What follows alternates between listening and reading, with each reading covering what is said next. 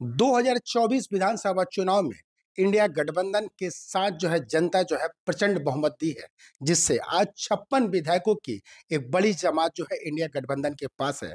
वहीं बीजेपी की जो दुर्दशा हुई है उस पर हम सीधे समझने का प्रयास करते हैं।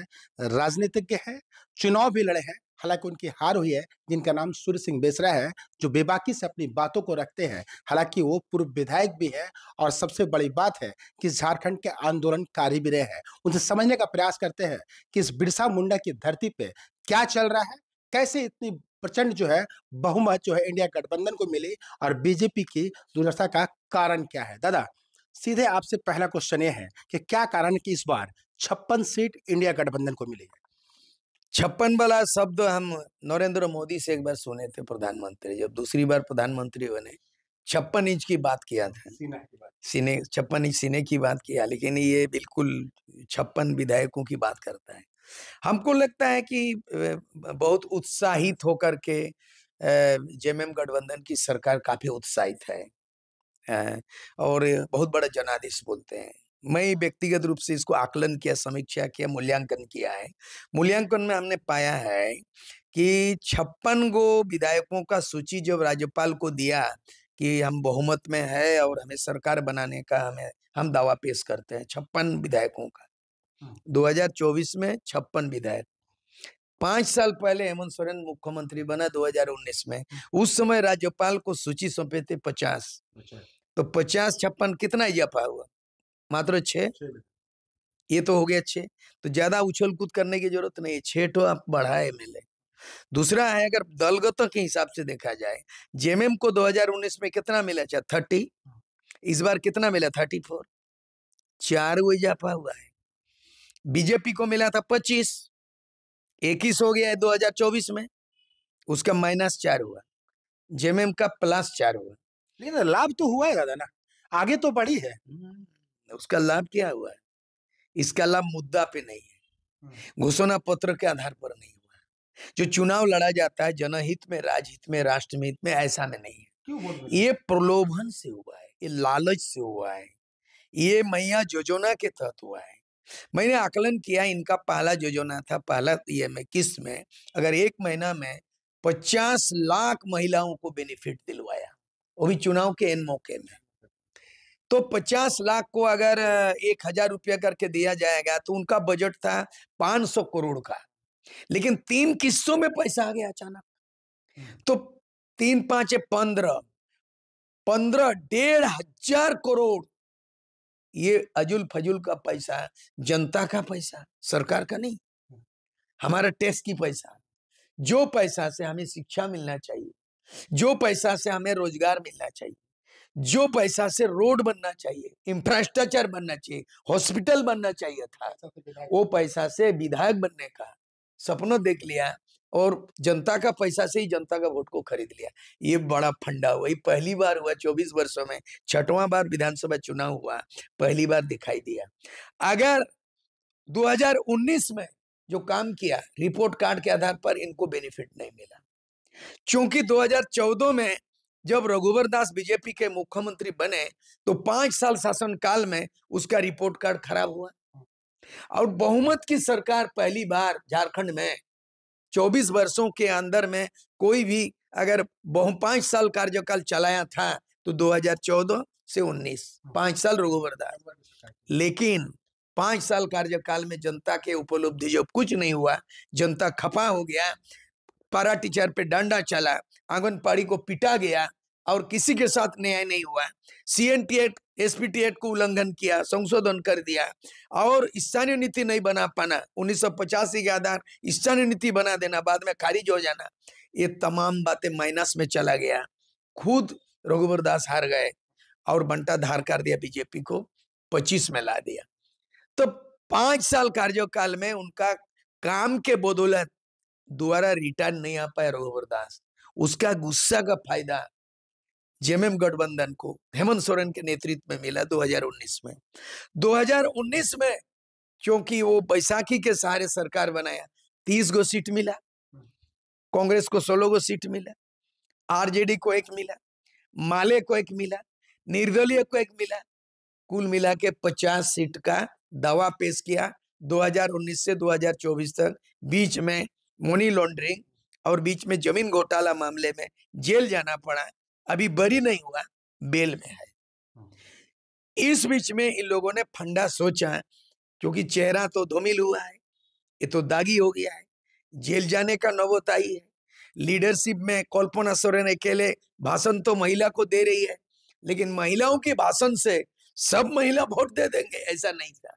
इन लोगों ने बड़ा रणनीति अपनाया कि सरकार का पैसा, जनता का ही पैसा, सरकार ने चुनाव लड़ने का बड़ा कायदा तरीका से इन्होंने मैया योजना बना लिया और 1,500 करोड़ का बजट बना के 3 किस्तों में 13 नवंबर को वोट होती है और 12 नवंबर को महिलाओं के खाता में आ गया। दादा अब तो 2500 देना पड़ेगा वादे के मुताबिक, कहाँ से देगी सरकार? दिसंबर से देंगे। कहाँ से देगी? अगर उतना रुपया देंगे खजाना खाली हो जाएगा। आपको मालूम है कि सालाना बजट 1,26,000 को 20,000 करोड़ का होता है। बहुत लोगों को मालूम नहीं है, मंत्री लोगों को मालूम नहीं कितना हमारा राज्य का बजट है। सूर्य सिंह मिश्रा को मालूम है बजट का है, आता है और जाता है। 1,20,000 करोड़ का जो बनता है तो टैक्स से आता है, शराब का पैसा से आता है और कॉर्पोरेट से आता है, पब्लिक का टैक्स से आता है, तो वो आएगा और खर्चा इधर होगा। बजट का मतलब है 1,26,000 खर्चा करेंगे, किन किन मोदों में खर्चा करेंगे, उसी बजट में से 15,000 करोड़ रुपया मतलब खजाना का पैसा लूट के जनता को लुभान कर दिया। और हम कह सकते कि शिक्षा, स्वास्थ्य और अन्य जो सेवाएं हैं वो बदहाल हो जाएगी। आप बता दीजिए, एमजीएम हॉस्पिटल क्या रिम्स जैसा बना, एम्स बना क्या? यहाँ का आईआईटी, यहाँ का आईआईएम, अहमदाबाद में आईआईएम, कानपुर खड़गपुर जैसा आईआईटी, ऐसा शिक्षा का हब मिला? भेलोर जैसा हॉस्पिटल बना? क्या मानते हैं कैसी सरकार आने वाले 5 साल चलेगी? नहीं चलेगा। ये बहुमत की सरकार होने पर भी इन्होंने वादा किया था स्थानीय नीति बनाएंगे। 3 बार गवर्नर के वहां 1932 का खतियान स्थानीय नीति पारित कर दिया डंके के चोट पे। गवर्नर वो संविधानिक है, ये नहीं टिकेगा। हाई कोर्ट में स्थानीय नीति को रिजेक्ट कर दिया, रद्द कर दिया, नया बना ही नहीं पाया। इसके सामने में वो टीम नहीं है, इसके सामने में अली बाबा 40 चोर का टीम है। लूटो बांटो। और नहीं तो पंकज मिश्रा 1,000 करोड़ का माइनिंग घोटाला किया है।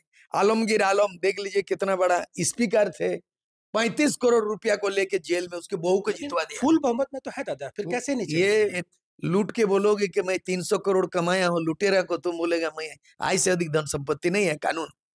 कानून है, आय से अधिक धन संपत्ति कोई भी साधारण व्यक्ति, एमएलए, एमपी और मारवाड़ी सेठ और फैक्ट्री और इंडस्ट्रियल नहीं, आय से अधिक धन संपत्ति कोई अर्जन नहीं कर सकता है। इनकम टैक्स कानून है। क्या दिशा और दशा होने जा रहा है झारखंड गवर्नमेंट? ये जनादेश नहीं है, ये धनादेश है। जनबल पे नहीं मिला है, धनबल पे मिला है। इसीलिए हेमंत सोरेन जो उछल कूद कर रहा है, ये जनादेश नहीं मानेंगे, ये धनादेश है। सरकार बना लो, 2019 का वादा पूरा नहीं किए हो, 2024 में फिर वादा किए हो, उस मुद्दे पे चुनाव नहीं लड़े हो, केवल मैया योजना पे चुनाव लड़े हो। लोगों को प्रलोभित किया, लोगों को लालच दिया। ये भ्रष्टाचार का आलम ये है, पैसा देके किया है, नोट फॉर वोट। ज्यादा एक और सवाल है, बीजेपी को क्या करना चाहिए आपके हिसाब से कि दोबारा 29 की चुनाव हो तो वो जीते? क्या करना चाहिए, क्या सुझाव आप देंगे? एक तो बीजेपी का कमी खामी खल रहा है, मैं जो एनालिसिस किया, मैं तो मूल्यांकन कर, दूसरा का पेपर पढ़ के या दूसरा का पार्टी सुन के नहीं, मैं खुद एक एक चीज किया है।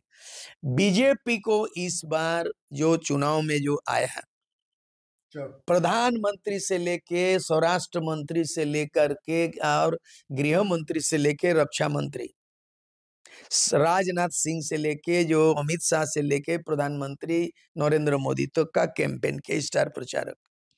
इसके अलावा जो है ना, जो केंद्रीय मैंने कृषि मंत्री मध्य प्रदेश के पूर्व मुख्यमंत्री केंद्र मंत्री चौहान, वो यहाँ का प्रभार रहा।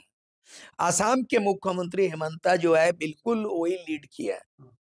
और इसके अंदर में 5 मुख्यमंत्री पूर्व मुख्यमंत्री उनका टीम में रहा। बाबूलाल मरांडी, अर्जुन मुंडा, रघुवर दास, चंपाई सोरेन, मधु कोड़ा, 5। और कैंपेन में उत्तर प्रदेश के जोगी मुख्यमंत्री के साथ 5 कैंपेनर आया मुख्यमंत्री। इसके बावजूद भी बीजेपी को 21 सीट, 25 से 21।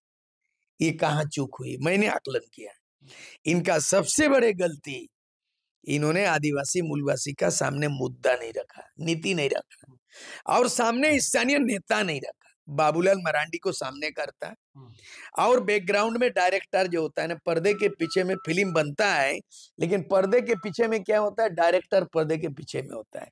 यहाँ पे डायरेक्टर आगे आ गया, हीरो हीरोइन पीछे हो गया। तो यहाँ हीरो कौन होगा? यहाँ पर जब 14 साल तक वनवास में था, अलग पार्टी बना के बीजेपी में वापस आया, आपने आशा आश्वासन बाबूलाल को दिए होंगे कि इस बार आपस आ जाओ भाई, जेबीएम को मार्जर कर दो, कर दिया, और दामन थाम लिया, अध्यक्ष बना दिया। आप प्रदेश अध्यक्ष को जिस तरह हेमंत सोरेन और उनकी पत्नी कल्पना सोरेन मोर्चा संभाल लिया सामने, बाकी कोई मुस्लिम लीडर नहीं था, दूसरा छोड़ के तीसरा नहीं था जेएमएम में। कांग्रेस का भी, हाँ, राहुल गांधी आया, बाहर से आया और चला गया, लेकिन टोटल मोर्चा 2 लोग संभाला। उसके अनुपात में भारतीय जनता पार्टी का जो लोकल नेता, जो भोकाल, लोकल और भोकाल बोलता है नरेंद्र मोदी, यहाँ लोकल भी नहीं, भोकाल भी नहीं। ये लीडरशिप सामने जब नहीं आए, नीति भी नहीं, नेता भी नहीं, ये पहला फेलियर है। दूसरा, इनका और कटिंग हुआ है, कैंची इसको 2 काट दिया है। एक जितना भी कुर्मी वोट था, उसका डिमांड है एसटी बनाना, इन लोगों ने रणनीति बनाया, महतो कुर्मी लोग, ध्रुवीकरण हो गया।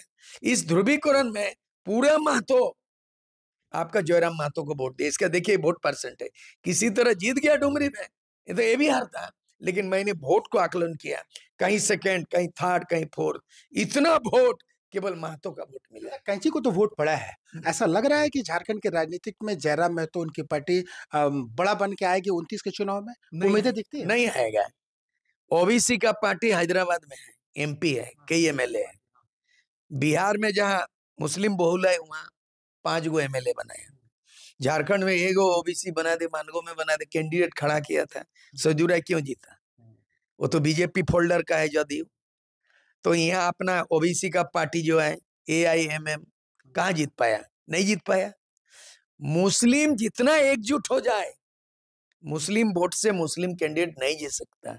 महतो जितना एकजुट हो जाए, महतो वोट से महतो नहीं जीत सकता है, आदिवासी सीट में नहीं जीत सकता। लूट घसोट, चोरी, धन देना, बल का प्रयोग करना, यही सब दिखाई देता है चुनाव आयोग का चुनाव में फेलियर है। तो ऐसे में लगता है कि कभी भी भगवान बिरसा मुंडा का ये झारखंड बन पाएगा? नहीं, भगवान बिरसा मुंडा का सपनों का झारखंड नहीं बन पाएगा। बृहद झारखंड था, बंगाल को 3 जिला, उड़ीसा का 4 जिला, मध्य प्रदेश, छत्तीसगढ़ का 2 जिला, बृहद झारखंड परिकल्पित कभी नहीं बन पाएगा। यहाँ नेता नहीं है, नेतृत्व नहीं है, नीति नहीं है, सब भ्रष्ट लोग हैं, सब भ्रष्टाचार में संलिप्त हो गया है। यहाँ बिकाऊ विधायक हैं और भ्रष्ट नौकरशाह है, और जो चाहा जो लूट, जितना जो चाहा लूट लो, और लूट का खजाना है, खजाना को खाली कर दो। ये झारखंड बहुत माने संकट की परिस्थिति में गुजर रहा है। सरकार बना लोगे, ये बड़ी बात नहीं है, नीति बनाओगे, ये बड़ी बात है, सही नेता बनेगा ईमानदार, ये बड़ी बात है। दादा, 28 को सरकार बननी है, शपथ ग्रहण है, तो ऐसे में आपका स्टैंड क्या रहेगा? क्योंकि आप भी चुनाव घाटशिला से हार गए हैं, आपकी पार्टी से एक भी लोग नहीं जीते हैं, तो अब आपका स्टैंड क्या? हमारा एक एमएलए एमपी करके हमारा अनुभव है। जब AJSU all Jharkhand students union AJSU बनाया 22 जून 1986, और निर्मल महतो हत्याकांड के बाद उग्र तेवर के साथ मैंने 72 घंटा झारखंड बंद किया।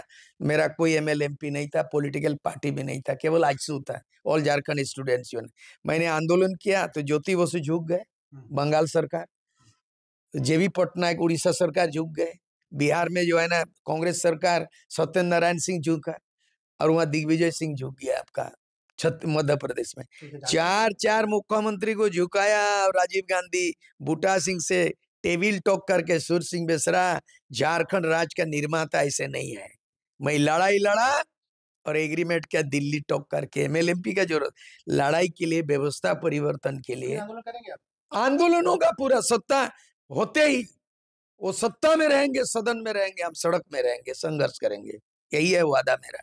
लेकिन सूर्य सिंह बेसरा थे जो साफ तौर पर बताते हैं कि जनादेश नहीं है, धनादेश है।